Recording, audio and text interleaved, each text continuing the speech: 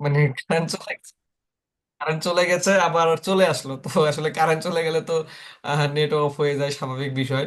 তো এই জন্য আমি দুঃখিত। যাই হোক। আবার শেয়ারে যাচ্ছি, হ্যাঁ। ওকে, তাহলে এখান থেকে কিন্তু আমি কিভাবে সেল করি এটা কিন্তু আপনাদের দেখাচ্ছি, যে আসলে আমি প্রোডাক্টটা কিভাবে লিঙ্কডইনের মাধ্যমে সেল করি।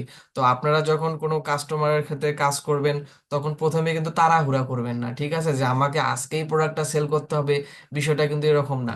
প্রথমত তার সঙ্গে প্রশংসা করবেন শুরুতেই, তা বলবেন যে আপনার ভিডিওগুলো তো খুব দুর্দান্ত, আপনি তো খুব সুন্দর কাজ করতেছেন, আপনি কোন দেশকে টার্গেট করেন। যখনই কোন দেশকে টার্গেট করেন, এটা একটা কল অফ অ্যাকশন বলে, যে এমন কিছু প্রশ্ন করবেন যেটা যেন উত্তর দিতে বাধ্য। তাহলে কিন্তু আপনার সঙ্গে কমিউনিকেশন চালিয়ে যাবে, যখন আপনার সঙ্গে 2-4 দিন কথাবার্তা বলবে, তার প্রতি কিন্তু বা আপনার প্রতি একটা কিন্তু বিশ্বাস স্থাপন হবে।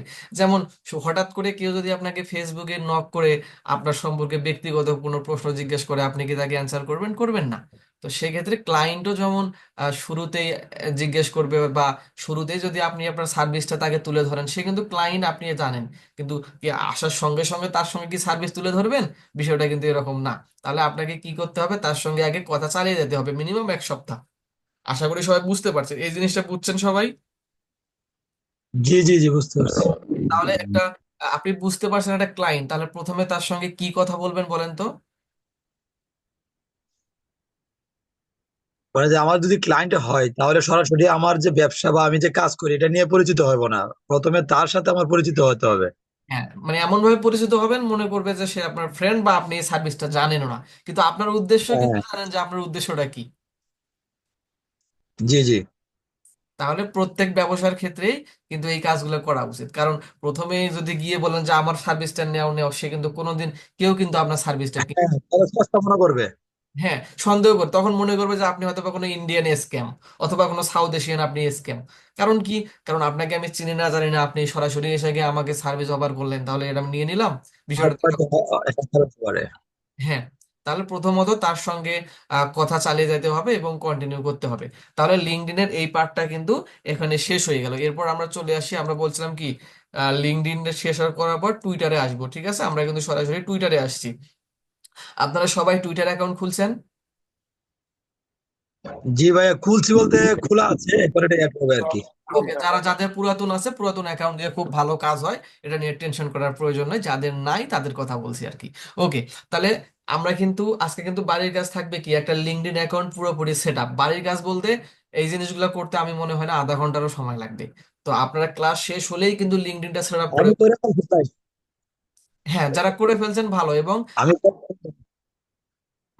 যারা অলরেডি করছেন তারা আপনার প্রোফাইল লিঙ্কটা আমার সঙ্গে শেয়ার করবেন। যেমন আপনাদের ভেতর থেকে কিন্তু অনেকেই কিন্তু খুব ভালো কাজ করতেছে এবং আমার সাথে লিঙ্ক শেয়ার করতেছে, আমি দেখে দেখে চেক করে বলতেছি ভাই এই জিনিসগুলো আপডেট করেন, এই জিনিসটা একটু চেঞ্জ করেন। তো এতে করে কিন্তু খুব ভালো রেসপন্স পাবে তারা খুব দ্রুত।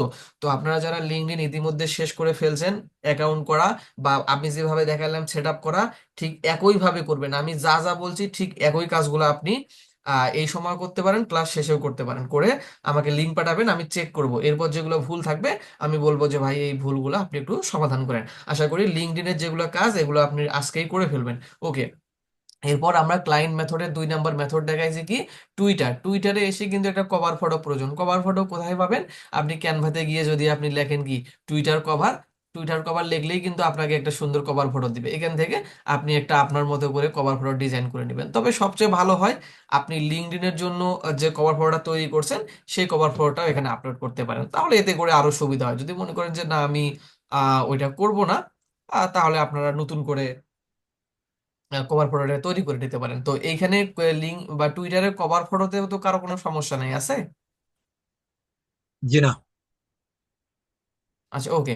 তাহলে কিভাবে কভার ফটো আপডেট করতে হয়, এখানে এডিট প্রোফাইলে গেলেই আপনি ওই যে লিঙ্কডইনে যেভাবে করেন, ফেসবুকে যেভাবে করেন, ঠিক একইভাবে এই যে প্লাস আইকনে ক্লিক দিলেই আপনি কভার ফটো আপলোড হবে। এরপরে যে প্রোফাইল পিকচার, এই যে এখানে প্লাস আইকনে যদি চান যে প্রোফাইল পিকচার আপলোড করবেন, এখান থেকে আপলোড করবেন। তবে ওই যে লিঙ্কডইনের পদ্ধতিতে আপলোড করবেন, লিঙ্কডইনে যেমন আপনি একটা সুন্দর স্মার্ট ছবি আপলোড করছেন, ঠিক কিন্তু এই টুইটারেও একই কাজ করবেন। আমার ফটোটা কিন্তু স্মার্ট হয়নি, ঠিক আছে, তারপর আমি চেষ্টা করছি এটা রাখার জন্য, কারণ আমি লিঙ্কডইনটাই সবচেয়ে বেশি প্রাধান্য দেই।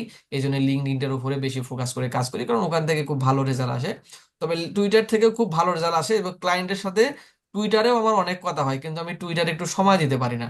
লিঙ্কডইনে ক্লায়েন্টের সাথে কাজ করতে করতে মনে করেন যে আমার যে 4-5টা ক্লায়েন্ট আছে প্রত্যেকদিন তাদের সাথে কাজ করতে হয়, প্লাস 4-5টা ব্যাচ আছে আপনাদেরকে সাপোর্ট দিতে হয়, প্লাস পার ডে 2-1টা করে ক্লাস থাকে সেগুলো নিতে হয়, পারিবারিক কিছু কাজ থাকে সেগুলো করতে হয়। তবে জানেন তো যে এত কাজ যদি মাথার মধ্যে প্রেশার আসে তাহলে খাওয়ার কিন্তু সময় পান তবে? হ্যাঁ। তাহলে তো খাবারের সময় পান না। হ্যাঁ, সময় বলতে দেখেন না, আপনারা যারা এসএমএস রিপ্লাই করেন, আপনাদের গ্রুপে কিন্তু একটা নোটিশ দিছে যে মেন্টরকে 2টা থেকে 8টা পর্যন্ত নক দিবেন, কিন্তু এই কথাটা কেউ শোনে নাই। মানে যে যখন পাচ্ছে নক দিছে, এটা কোনো আমি খারাপ দিক দেখতেছি না, কিন্তু আমি চেষ্টা করি যেন রিপ্লাই করতে। তো দেখেন সারাদিন আমি শুধু ব্যস্ততার মধ্যেই থাকতে হয়। এই যে এখন একটা ক্লাস শেষ করব, শেষ করার পর মনে হয় আর একটা ব্যাচ শুরু হবে আমাকে দিয়ে, অর্থাৎ 4 থেকে 5টা ব্যাচই আমাকে চালানো লাগতেছে, প্লাস বিভিন্ন কোর্সের ব্যাচ চালানো লাগে, আমার ক্লায়েন্ট থাকে, প্লাস ক্লায়েন্টের সাথে কথা বলতে হয় এবং ক্লায়েন্টের কাজ করতে হয়, তো হিউজ পরিমাণে একটা সময় আর কি চলে যায়। ওকে, এরপর দেখেন আমি কি বলছি, লিঙ্কডইনটা যেভাবে তৈরি করবেন ঠিক একই পদ্ধতিতে আপনি টুইটারটা তৈরি করবেন। টুইটারে কিভাবে তৈরি করবেন, এই যে এডিট প্রোফাইলে এসে যেহেতু আপনি একজন ইউটিউব স্পেশালিস্ট, দেখেন আমি এখানে কি লিখছি, YouTube growth manager, YouTube channel management, small business developer. আপনারা কি করবেন, এই স্মল বিজনেস ডেভেলপারটা রাখবেন না, তাহলে কি করবেন, শুধু ইউটিউব গ্রোথ ম্যানেজারটা লিখবেন এবং ইউটিউব চ্যানেল ম্যানেজমেন্ট লিখবেন। আমি এটা কপি করে আপনাকে এই যে আমাদের চ্যাট বক্সে দিয়ে দিচ্ছি। আপনারা যদি মনে করেন যে না এটা কপি করে ওইখানে দেবেন, তাহলে সেটাও করতে পারেন। এই যে আমি কিন্তু